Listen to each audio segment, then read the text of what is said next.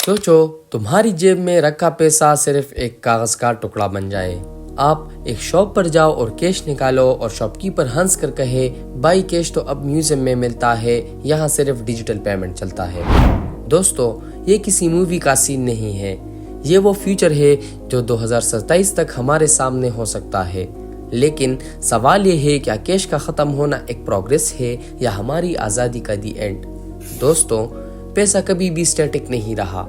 पहले इंसान बिजनेस करता था, चीज के बदले चीज देता था, फिर सोना चांदी के सिक्के आए, बाद में पेपर नोट्स, फिर डेबिट और क्रेडिट कार्ड्स और अब क्यूआर कोड्स और मोबाइल वॉलेट्स। हर स्टेप ने हमें कन्वीनियंस दी, लेकिन हर स्टेप ने कैश को धीरे धीरे कमजोर भी बनाया। चाइना में आज 90% पेमेंट्स मोबाइल ऐप से होती हैं। स्वीडन की कहानी और भी आगे है, वहाँ कुछ बैंक्स ने कैश लेना ही बंद कर दिया है। मतलब कहानी क्लियर है, कैश धीरे धीरे एग्जिट ले रहा है।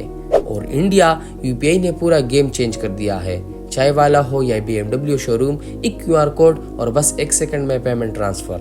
नो फस, नो चेंज, कन्वीनियंस का लेवल ही कुछ और है।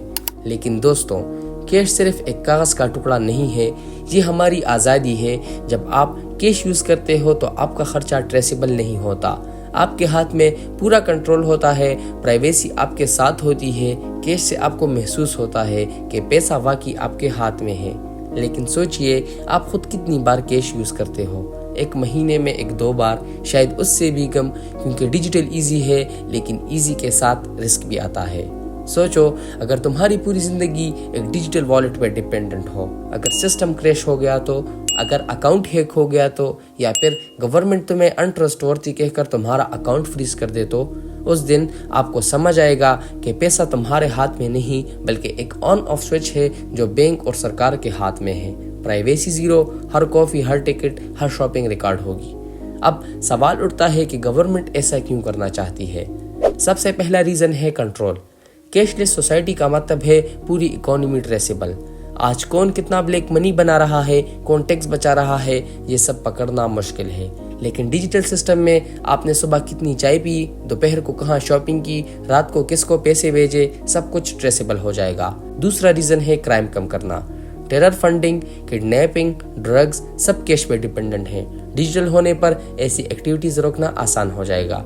लेकिन यहाँ एक ट्विस्ट है, क्रिप्टो करेंसीज जैसे बिटकॉइन और इथेरियम जो डिसेंट्रलाइज्ड है, मतलब उन्हें कोई गवर्नमेंट डायरेक्टली कंट्रोल नहीं कर सकता। ये एक अल्टरनेटिव फ्रीडम देती है, लेकिन गवर्नमेंट भी पीछे नहीं है। वो अपना वर्जन बना रही है, CBDCs यानी सेंट्रल बैंक डिजिटल करेंसीज। ये एक डिजिटल वर्जन होगा कैश का, लेकिन पूरा कंट्रोल गवर्नमेंट और बैंक के हाथ में होगा। मतलब आज़ादी कम होगी, सर्विलेंस और ज्यादा। तो क्या 2026 तक कैश पूरा वैनिश हो जाएगा? मेरा जवाब है बिल्कुल भी नहीं। इंडिया जैसे डाइवर्स कंट्री में अभी भी बहुत सी जगह है जहां इंटरनेट नहीं पहुंचा। वहां बुजुर्ग लोग हैं जो स्मार्टफोन्स नहीं चला पाते, उनके लिए कैश जरूरी है।